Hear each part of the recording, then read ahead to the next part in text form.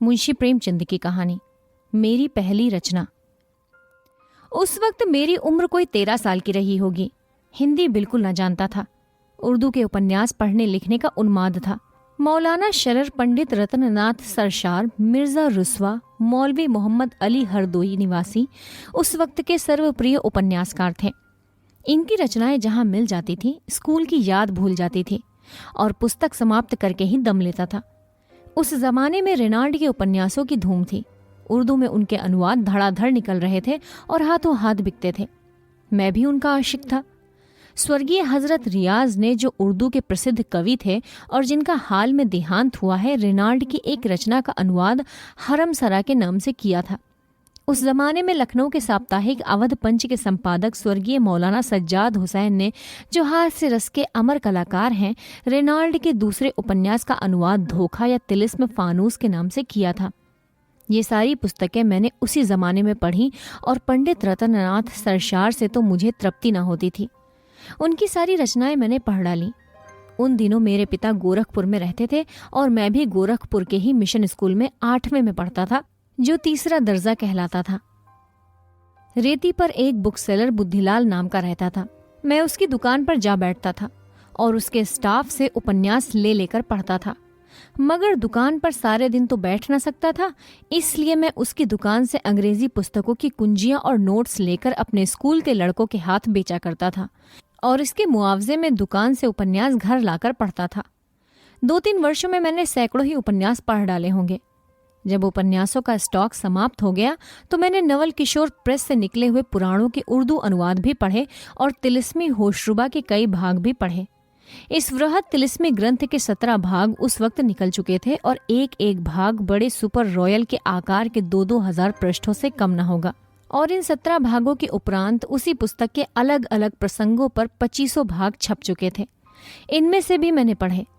जिसने इतने बड़े ग्रंथ की रचना की, उसकी कल्पना शक्ति कितनी प्रबल होगी, इसका केवल अनुमान किया जा सकता है। कहते हैं ये कथाएं मौलाना फैजी ने अकबर के विनोदार्थ फारसी में लिखी थी। इसमें कितना सत्य है कह नहीं सकता, लेकिन इतनी वृहद कथा शायद ही संसार की किसी भाषा में हो। पूरी एनसाइक्लोपीडिया समझ लीजिए।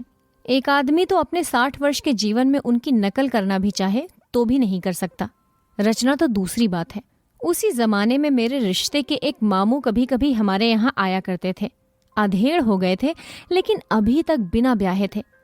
पास में थोड़ी सी जमीन थी, मकान था, लेकिन घरनी के बिना सब कुछ सूना था, इसलिए घर पर जी नहीं लगता था।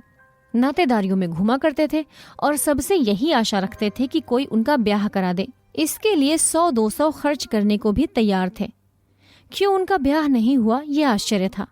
अच्छे खासे हृष्ट पुष्ट आदमी थे, बड़ी बड़ी मूछें, औसत कद, सांवला रंग, गांजा पीते थे, इससे आंखें लाल रहती थीं।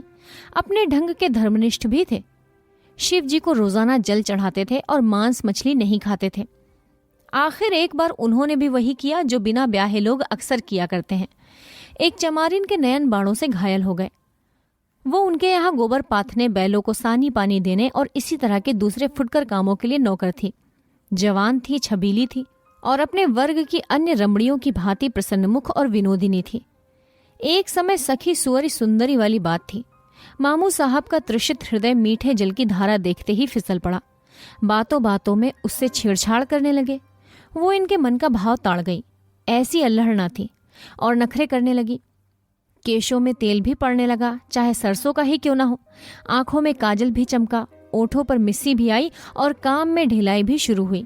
कभी दोपहर को आई और झलक दिखाकर चली गई, कभी सांझ को आई और एक तीर चलाकर चली गई। बैलों को सानी पानी मामू साहब खुद दे देते, गोबर दूसरे उठा ले जाते। युवती से बिगड़ते क्यों कर। वहां तो अब प्रेम का उदय हो गया था। होली में उसे प्रथानुसार एक साड़ी दी, मगर अब की गजी की साड़ी न थी। खूबसूरत सी 125 रुपए की चुंदरी थी। होली की त्योहारी भी मामूली से चौगुनी थी और ये सिलसिला यहाँ तक बढ़ा कि वो चमारिन ही घर की मालकिन हो गई। एक दिन संध्या समय चमारों ने आपस में पंचायत की। बड़े आदमी है तो हुआ करे, क्या किसी की इज्जत लेंगे। एक इन लाला के बाप थे कि कभी किसी महरिया की ओर आंख उठाकर ना देखा, और एक ये कि ये नीच जात की बहू बेटियों पर भी डोरे डालते हैं। समझाने बुझाने का मौका न था। समझाने से लाला मानेंगे तो है नहीं, उल्टे और कोई मामला खड़ा कर देंगे। इनके कलम घुमाने की तो देर है। इसलिए निश्चय हुआ कि लाला साहब को ऐसा सबक देना चाहिए कि हमेशा के लिए याद हो जाए। इज्जत का बदला खून ही चुकाता है, लेकिन मरम्मत से भी उसकी कुछ पुरौती हो सकती है। दूसरे दिन शाम को जब चंपा मम्मू साहब के घर आई तो उन्होंने अंदर का द्वार बंद कर दिया। महीनों के असमंजस और हिचक और धार्मिक संघर्ष के बाद आज मामू साहब ने अपने प्रेम को व्यवहारिक रूप देने का निश्चय किया था। चाहे कुछ हो जाए, कुल मर्जाद रहे या जाए, बाप दादा का नाम डूबे या उतराए।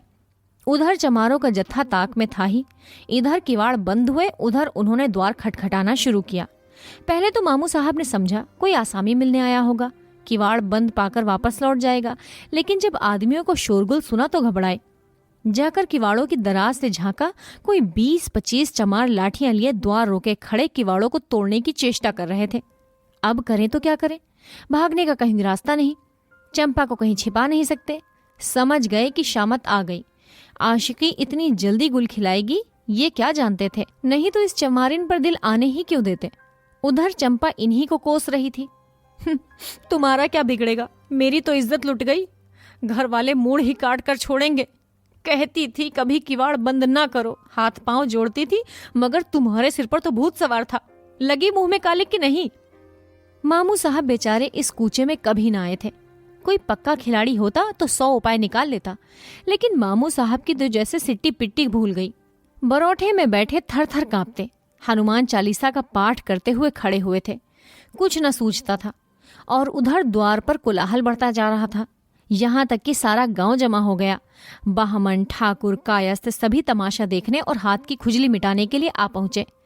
इससे ज्यादा मनोरंजक और स्फूर्तिवर्धक तमाशा और क्या होगा कि एक मर्द एक औरत के साथ घर में बंद पाए जाए, फिर वो चाहे कितना ही प्रतिष्ठित और विनम्र ही क्यों न हो, जनता उसे किसी तरह क्षमा नहीं कर सकती। बढ़ाई बुलाया गया, किवाड़ फाड़े गए और मामू साहब भूसे की कोठरी में छिपे हुए मिले। चंपा आंगन में खड़ी रो रही थी। द्वार खुलते ही भागी, कोई उससे नहीं बोला। मामू साहब भागकर कहाँ जाते, वो जानते थे उनके लिए भागने का रास्ता नहीं है। मार खाने के लिए तैयार बैठे थे।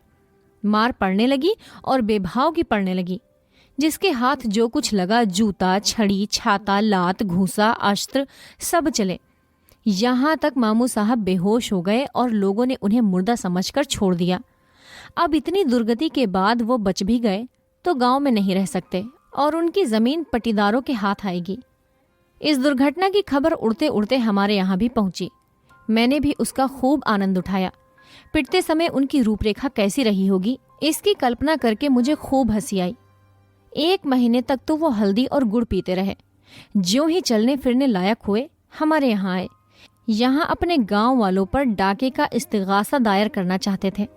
अगर उन्होंने कुछ दीनता दिखाई होती तो शायद मुझे हमदर्दी हो जाती, लेकिन उनका वही दमखम था, मुझे खेलते या उपन्यास पढ़ते देखकर बिगड़ना और रौब जमाना और पिताजी से शिकायत करने की धमकी देना। ये अब मैं क्यों सहने लगा था?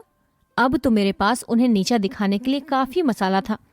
आखिर एक दिन मैंने ये सारी घटना एक नाटक के रूप में लिख डाली और अपने मित्रों को सुनाई। सब के सब खूब हंसे। मेरा साहस बढ़ा। मैंने उसे साफ साफ लिखकर एक कापी मामू साहब के सिरहाने रख दी और स्कूल चला गया। दिल में कुछ डरता भी था, कुछ खुश भी था और कुछ घबराया हुआ भी था। सबसे बड़ा कुतूहल ये था कि ड्रामा पढ़कर मामू साहब क्या कहते हैं। स्कूल में जी ना लगता था, दिल उधर ही टंगा हुआ था। छुट्टी होते ही घर चला गया, मगर द्वार के समीप आकर पांव रुक गए। भय हुआ कहीं मामू साहब मुझे मार न बैठे, लेकिन इतना जानता था कि वो एक आध थप्पड़ से ज्यादा मुझे मार न सकेंगे, क्योंकि मैं मार खाने वाले लड़कों में न था। मगर ये मामला क्या है, मामू साहब चारपाई पर नहीं है जहां वो नित्य लेटे हुए मिलते थे। क्या घर चले गए? आकर कमरा देखा, वहां भी सन्नाटा। मामू साहब के जूते, कपड़े, गठरी सब लापता।